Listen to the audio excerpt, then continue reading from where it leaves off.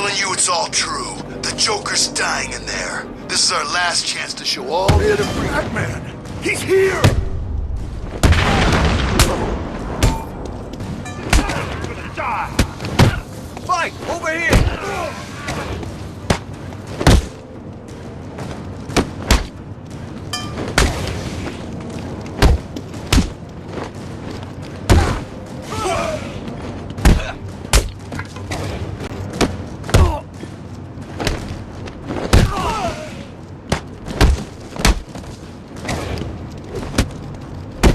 Won't take long. We'll kill you, Batman!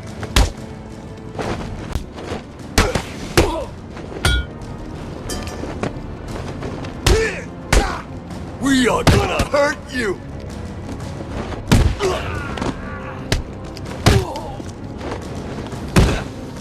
You're gonna die tonight!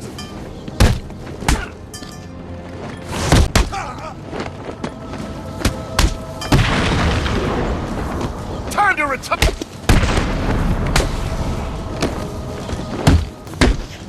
This is gonna hurt!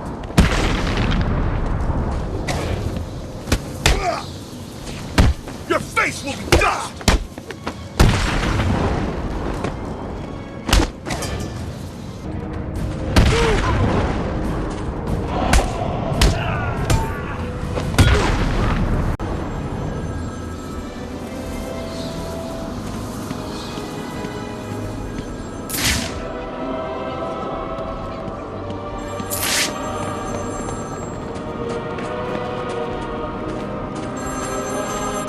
Hello, Batman. Do you recognize my voice? Victor Zsasz. In the flesh! I'm so happy you remember me. I'll never forget you. I've got a special game planned, Batman. A game just for you. Ring, ring. Speak. Oh, Batman, you sound impatient. That is good. That is very good. You'll need that to solve my little game. You may have heard that I have been providing salvation to the mindless drones lucky enough to answer my calls. Hardly salvation. You've been killing them. That's a question of perspective. For example, from where I'm standing, I can see 3 little piggies just waiting for me to cure them of life. From their perspective, I'd imagine they see things differently. If you hurt them, Zsasz, I will hunt you down. I bet you will. But first, a little game. Right now, somewhere in Arkham City, there's a phone ringing. I know it's a big place, but you need to find it. Take too long, and I kill these piggies. And don't try anything clever. I had a friend help me bounce the signal through every relay from here to Bloodhaven. You'll never find me. Now hang up that phone and start running. Ring, ring, ring, ring.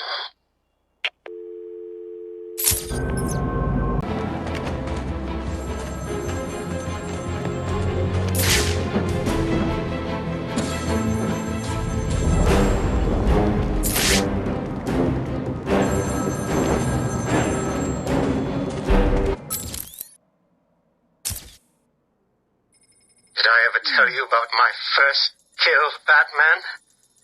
No? As I am sure you are aware, my parents were dead and I was rich. So rich I could have anything I wanted, but of course, all I wanted was them back. I now know that that was impossible, of course, that their death served a higher purpose. But back then, I had yet to experience the joy of cold steel cutting through warm flesh. I had no idea how I could save these people from the relentless misery of their existence. You should have stayed that way.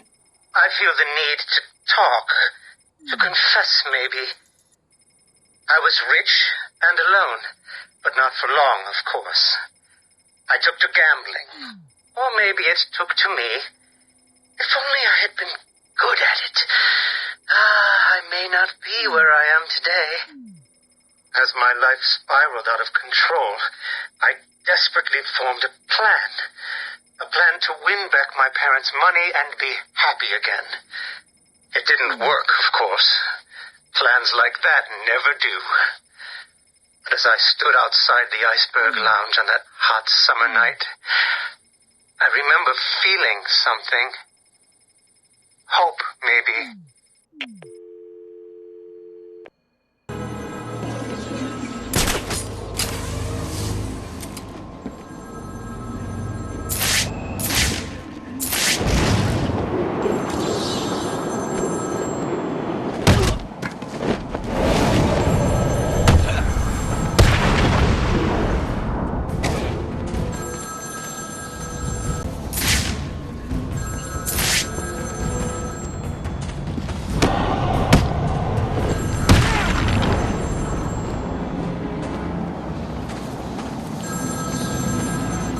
My flesh is begging you to fail, Batman.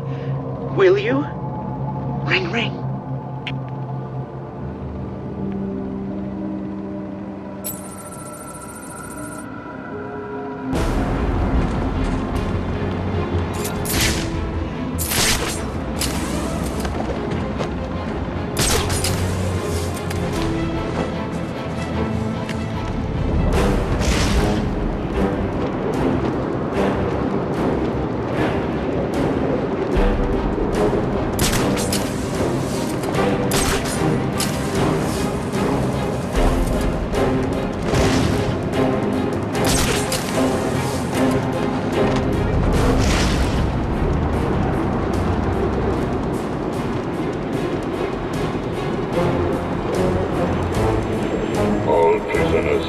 Surrender themselves for psychological profiling at regular stages. Refusal will not be tolerated. It's Batman!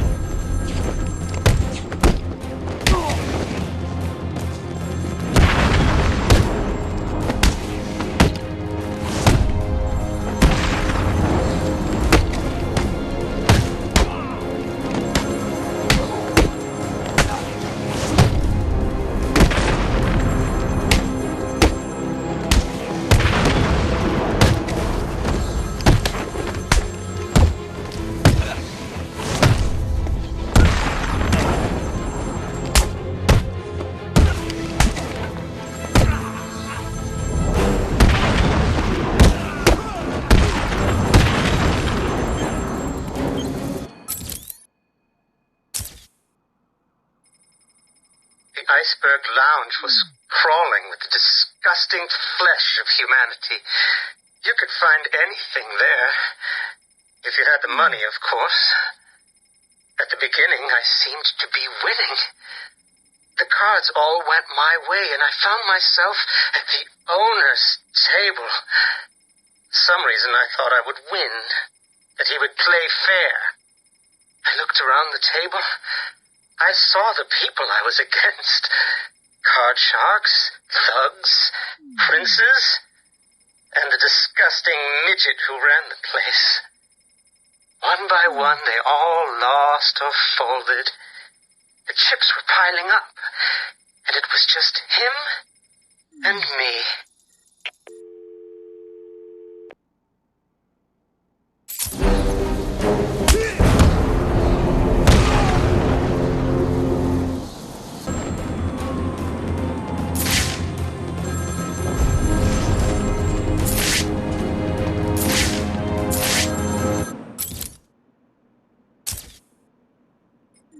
They called him the Penguin, even back then. He had both eyes, of course. That little accident hadn't happened yet. And both of them were looking at me when I put down my cards. The 6 of clubs. The 6 of diamonds. He looked scared. He leaned forward, and I could smell the cigar stench on his breath. The 6 of spades, and finally, the 6 of hearts. I felt good. And then he started laughing.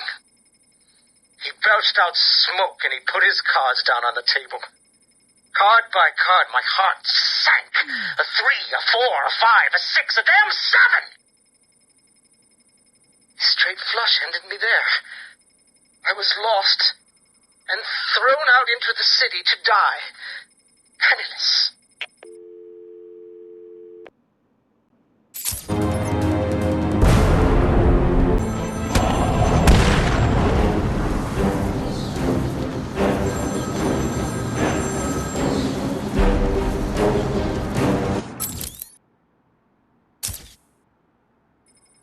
Can you imagine the vagrant's surprise when I grabbed his knife from his hands?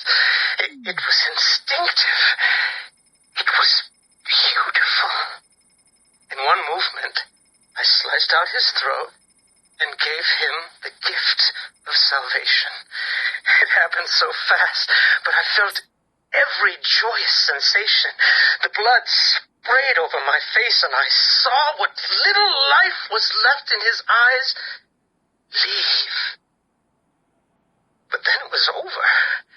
I felt lost. Like it had been meaningless. That no one would acknowledge my sacrifice. And then it happened.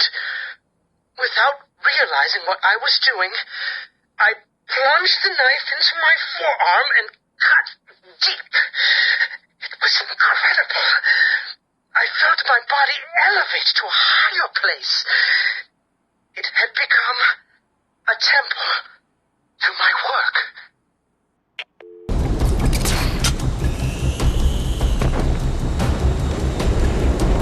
This isn't right.